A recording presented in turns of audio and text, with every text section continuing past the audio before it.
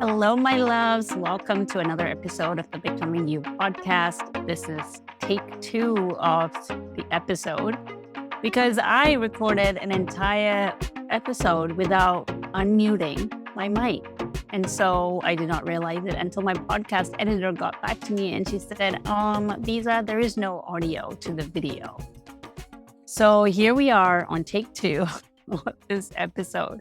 I am having one of those days, folks. And so here we go. This episode was inspired by the fact that a few days ago, my son was headed to a very familiar place in our family, which is a meltdown.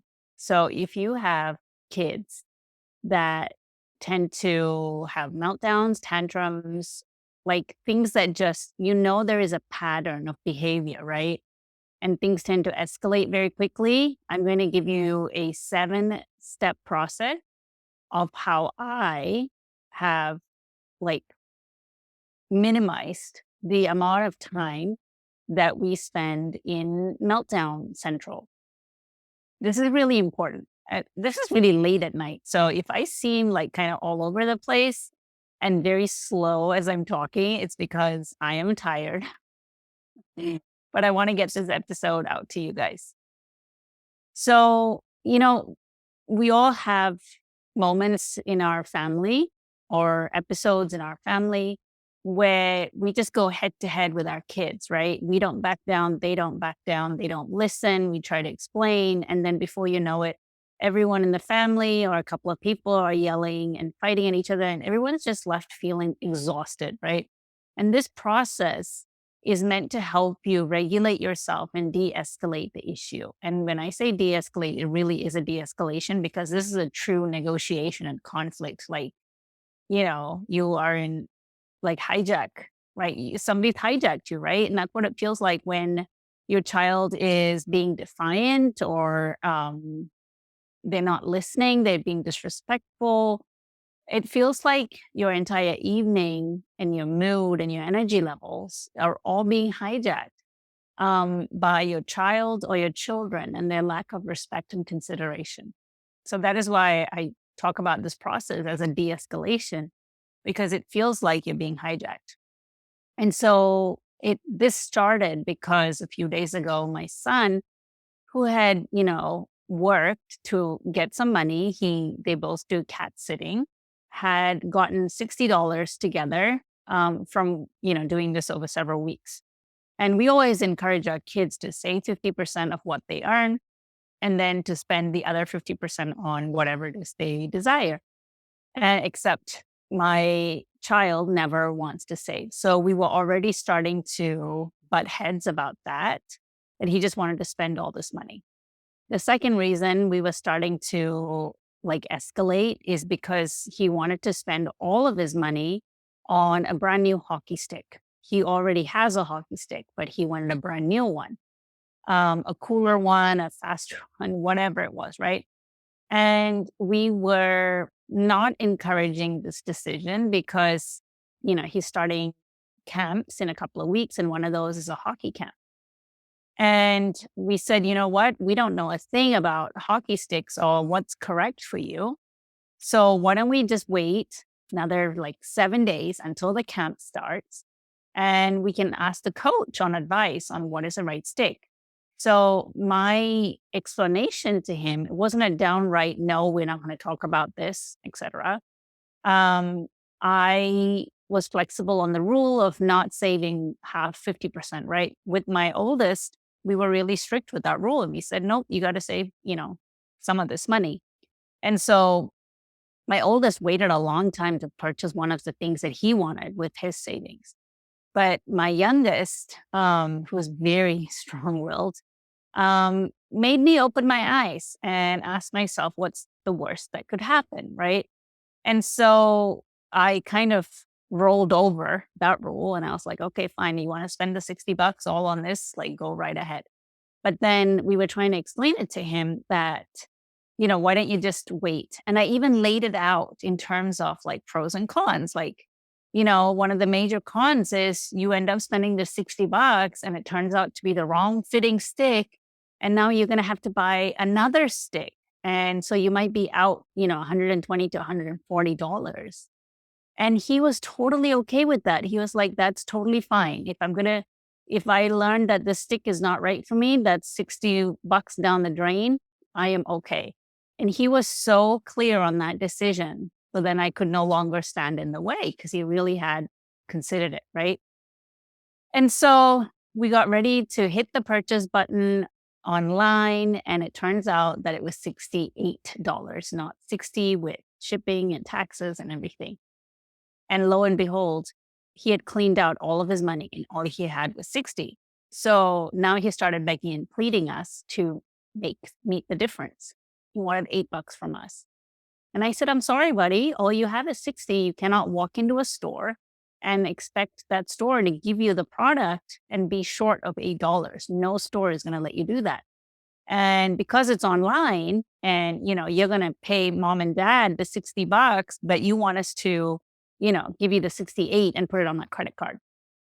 And that's not teaching him the value of how the money system, the financial system works, right? So I really came down hard on that boundary and I held that boundary, even though the other two boundaries, I had like let go of, right? So at that moment, I became the terrible bad guy because here I was the one standing in the way of getting to his dream. So he started just kind of losing it and calling me names and then he would swing back and forth between begging and pleading. And that's the hardest to resist when your child is begging and pleading you and saying, please, I'll do anything, right?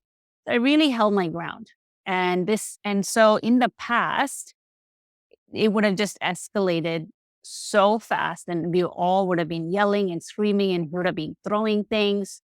And it just would have exhausted all of us. It's extremely stressful on your body, right? When things are like that loud and yelling and it's just exhausting. So this is my tried and tested system for now how I bring things back to normal in my family and how I continue to stay in control despite the fact that my son is feeling out of control. So step number 1, I immediately get into my body, okay? And what that means is I do a quick body scan. I ask, I don't ask myself, but I do a scan and I notice how's my heart rate? How's my breathing? Am I tense? Am I clenching my jaw? Am I gritting my teeth? Am I shaking? Right? Oftentimes, when we're in an argument, especially with my son, he is very intense. And I'm staying grounded, right? Not necessarily calm, but I am grounded, meaning that I'm in my body. I can notice that I am shaking inside, on the inside, right? Like I'm trembling because I am so like agitated with his behavior. And I am deeply triggered and I'm feeling like I'm angry, right? A lot of times the trembling is because of how angry I feel. And it might be I feel despondent. I feel really sad that we're in this cycle, right? So I really do notice that my body feels unsafe. And just the noticing of it starts to put you into feeling a little bit safer, or at least acknowledging how you're feeling. Um, there's a separation that starts to occur, and that helps calm down your nervous system. Number 2, it also so before I go into number 2, when you get into your body, it also helps slow down your thoughts, right? Because when you're in your body, you are present. Okay. Um, Number 2, you have to listen and not talk. When our kids are melting down and being unreasonable, the first thing that we want to do is explain to them, 1, why their behavior is unreasonable. And we try and try and try and talk and explain so that they understand our point of view. Here's the thing. Our kids, when they are at such a heightened emotional state, they, they, they don't want to hear all of those logical, rational things we have to say. This is like when you are super upset, if a friend has, upset you deeply and you come home, right? And you're upset and you're talking about it with your spouse, and they're trying to explain to you why this friend is like, has been super loyal to you, that this one like acts that they have done does not undo the years of friendship. And all of that, what they're saying is completely reasonable. And yes, it's all true. But when you are that upset, like you don't want to hear that, right? You don't want to hear why you shouldn't be feeling the way you're feeling. All you want to do is for your spouse to just listen to you. So the same thing with our children. They are in no state to listen to anything you have to say when they're in such a heightened state. So when I feel the urge to talk, when my son is like acting out of control, I imagine that I have a zipper in my mouth, and I imagine zipping that zipper and being very, very attentive. I am listening. I am making as little noise and sounds and words as possible. I insert one or two words here and there when it's appropriate, and I know he's waiting on a response from me, but I do not launch into explanation. As a parent, when you are putting down boundaries, right? Once you have explained the boundaries and made sure that your child understands it, you don't have to explain the boundary over and over and over every time they question it, right? That is a power play. So you can say things like, I get it. I get that you're angry. Yes, you're allowed to be so upset with me right now. I would be feeling the same way that you're feeling. These are all like validating comments without launching into explaining why your decision stays. And again, when they're in such a dysregulated state, they are in no state to listen. So listen, don't talk. Number 3, you empathize. And that means looking past their behavior and instead connect to the emotion that they must be experiencing. When we get in an argument with our children and they're misbehaving, we try to correct their actions and their behavior. When they're yelling, we say, don't yell at me, right? That's us trying to correct their behavior. Yes, we want to tell them, please don't yell at me. But we can say it in a much calmer state. But the reason that they are yelling is because most likely they are disappointed or they're angry or they're scared or they're frustrated. They feel lost, right? That could be a numerous number of emotions that is being like hidden underneath or behind the yelling. And our job as a parent is to really try and connect with that emotion. Now, this is really, really, really hard to do, right? One, because we ourselves have our own triggers and set of emotions to deal with. So not only are we having to empathize with someone else's like experience and emotions, we also have to connect with our own emotions that are being activated. And that is extremely hard to do. So all of these things that I am telling you is not easy at all. But we are ultimately, at the end of the day, the caregivers, the grown-ups in the relationship. And it's upon us to model how to behave and help our children feel safe when they feel they are out of control and they're feeling powerless. So number 3 is to empathize and try your best to connect with what might be driving this behavior. Why might my child not be listening to me right now? What is the need that is not being met? So the easiest way to empathize is to describe what is happening. I can see that you're angry, really angry right now. I can see that my decision has made you really, really upset, right? I contacted a company recently because I need some services from them and I really like the sound of them. And one of their requirements to get on a sales call was that both me and my husband needed to be there on the call. And my husband's traveling, and I'm a very impatient person. So I just went ahead and booked the call anyway. And I put all my husband's details, but then said he will not be joining us. And so as they reached out to me and they canceled the call and they said, I'm sorry, like it is a requirement that both like individuals need to be on the call. And I was so upset with them. I was like, how dare you? I was like, I really need this and I need to have a sales conversation, please. I don't want to wait till next week when my husband's available. But they held their boundary, right? Which made me really upset. So I texted them back and I said, this rule that you have is extremely frustrating. I said, I feel it's inefficient. And they texted me back and they said, we understand that you are frustrated. And then they just gave me the link to rebook. And I was like, wow, way to hold a boundary. And did it help that they empathized? I don't know. Maybe it did a little bit. But empathy is just really saying, yes, I know this is really hard. Yes, I can understand, or I can partly feel what you must be feeling. And it just humanizes it, you know?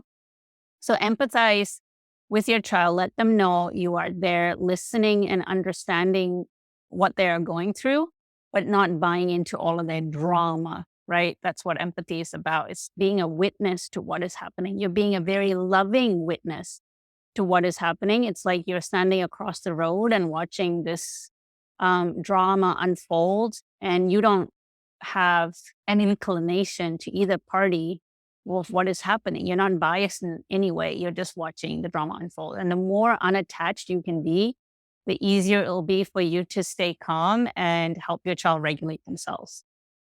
Number 4 is be present. What does that mean? So it means that you continue regulating yourself and checking in with your body. And especially if the meltdown or the argument is very prolonged and your child doesn't seem to be showing any signs of calming down. Sometimes, depending on the age of your child, these meltdowns can last a long time. And so that requires a lot of energy consumption from you because you have to maintain your calm composure, which, like I said, it takes a lot out of you, right? When somebody's like melting down in front of you, um, what happens is we need to attune. Like, think of a tuning fork in a room, right? When you hit a tuning fork in a room and let it vibrate, if there's any other tuning fork in that room, it picks up the vibration and starts to vibrate at the same level. So if your child is melting down, it's much easier to come down in vibration, meaning that if you're in a like a okay mood to begin with, and now your child is like angry and lashing out, it's very easy for us to drop down to their energy level because that actually requires us to do less work.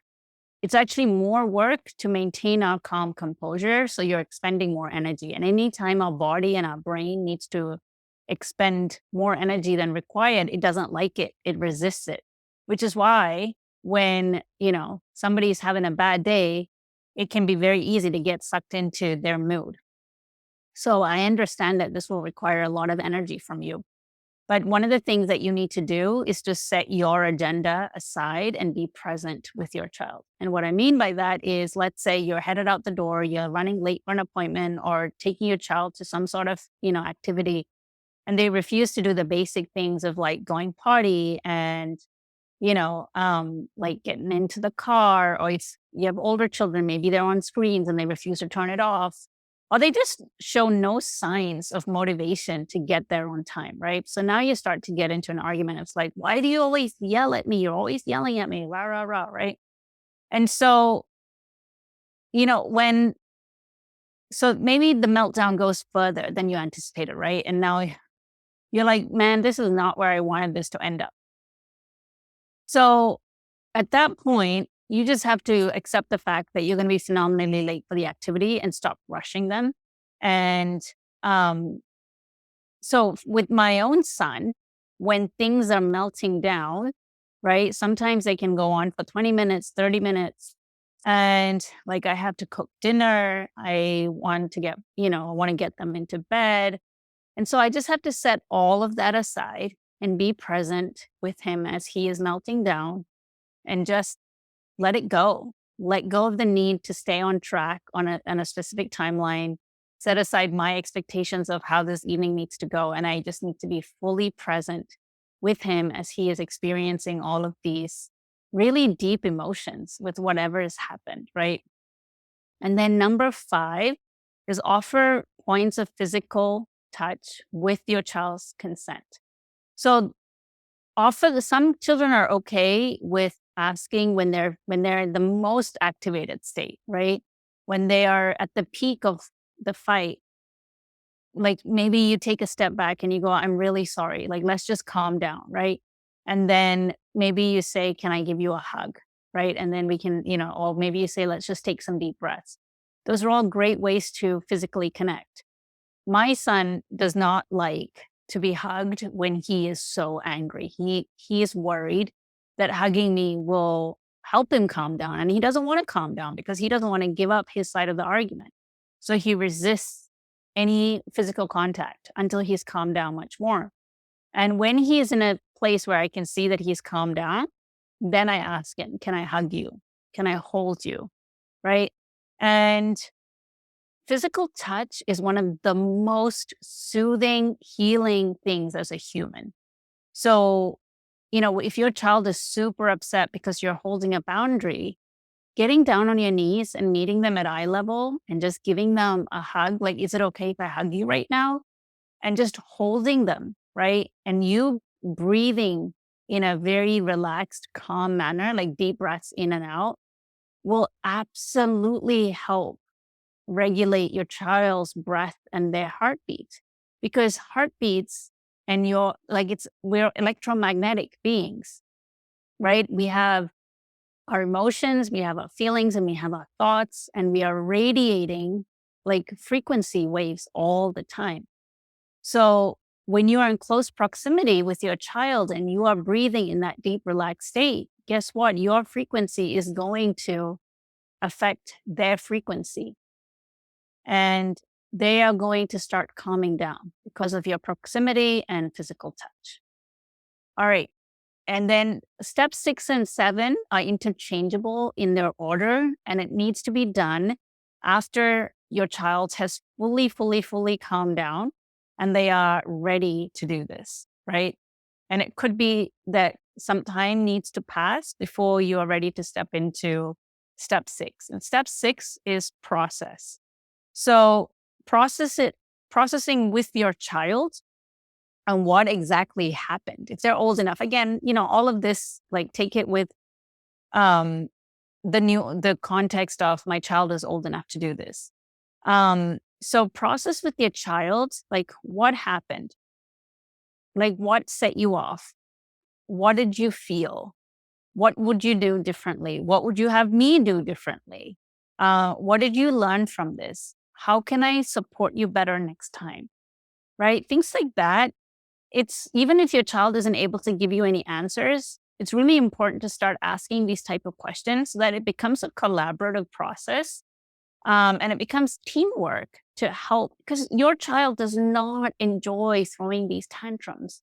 When they are having these meltdowns or these arguments, they are really feeling stressed and overwhelmed and out of control, right? And that is why they're behaving the way they are. So getting them involved in this conversation of getting their ideas, getting their solutions on what's going to help them feel better faster, right, is so valuable. You don't have to come up with all the answers all the time. Like, I remember asking one time my son, like, what made you so upset? And he said, well, dad left for a trip today, and that's why I've been behaving the way I've been behaving. And he was behaving like a little turd.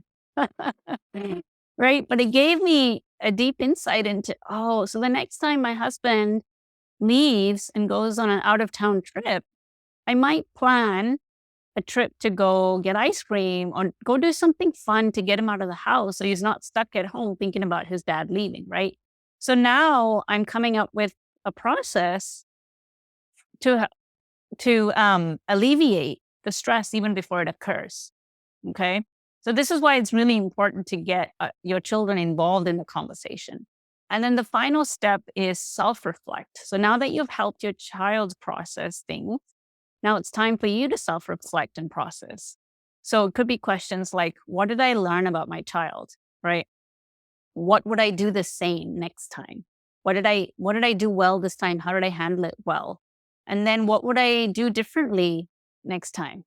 What did I learn from this that I can change for next time? So I've just given you that example of my son telling me he was really upset because my husband left on a trip, right? And one of the things that I have learned is that my son doesn't like it when I use his middle name when we're in an argument. I've done that in the past, and that has just like lit the fire underneath him, and it gets worse. So now I've learned like not to use his middle name because that really, really upsets him. So these little things that are triggers that you don't realize, um, as as unenjoyable as it is when you get into a huge argument with your child, there's actually a lot of learning to be had and course correct. Each time I get into a situation with my son where I'm not proud of how I've handled it, or even if I am proud of how I've handled it, I it's a learning process for me every time. And it's like a postmortem, right? Like not a doctor doesn't do a postmortem, but you know what I mean. Like you do an analysis of what went well, what did not, what would I keep the same, what would I change, what would I do differently, what did I learn about my child from this, how can I support them better, how can I support myself better. Sometimes I think I should have just taken myself out of the room, things like that. I should just drink more water. I should always have a snack handy for them because the lack of food makes them upset, which, amplifies the issue, et cetera, et cetera, et cetera. All right. So that is my 7-step process. And like I said, step 6 and 7, it's interchangeable. So you can self-reflect first and then help your child process whatever feels good to you. So if you're brand new to this and you're wanting to implement this, which I highly recommend you do, I don't recommend that you start with all 7 steps right away. I would do this as a building block and start with just step 1, where, if you're just like beginning this, then for 1 or 2 weeks, just practice getting into your body and noticing your body when you are starting, like when you're at the cusp of having an argument with your child, when you can just sense that things are about to head south, right? In that moment, like get into your body right away. Or even if you're in the middle of a massive meltdown with your child and they're hurling their hurtful words at you, right? Notice how does this feel in my body? Like, am I trembling? Am I shaking? Am I clenching and gritting my teeth? Am I clenching my hands, et cetera, et cetera, et cetera? So do that for 1 or 2 weeks. And when you've gotten really good at that and you feel like I'm getting the hang of this, then start to see, can I use my breath to relax my body, right? And then 1 week of doing that, and then you start to move on to, I'm going to listen more and talk less with my child when they're having a meltdown, right? I'm going to challenge myself to see the minimal number of words I can get away with right now. So build it over time and don't be the all or nothing person where you you give this process, 1-time try. And then because you didn't remember all the steps, so you didn't get it perfectly right, you decide this doesn't work. Okay. We all know that person being me. So I hope you get a ton of value out of this episode, and let me know, like DM me or email me back and let me know what worked. And then if something's not working or you're not clear on how to apply this for yourself, honestly, send me an email and I might record another podcast episode about it. Or I will, in all honesty, I really want to help you. So email me, okay? Or DM me in Instagram. And I would sincerely love to hear from you and help you. And finally, the request that I haven't made this request in a while, is to please drop me a review of this podcast. If you are a loyal listener, or you're a first-time listener, if you love it and I would love for you to write me a review, because reviews are what gets the podcast like noticed online. All right. I love you guys. And if this podcast felt very like unflowy, I apologize, because like I said, I am tired and this is take 2 of this podcast episode. So I love you guys so much. Have a great week and I'll catch you on the next episode.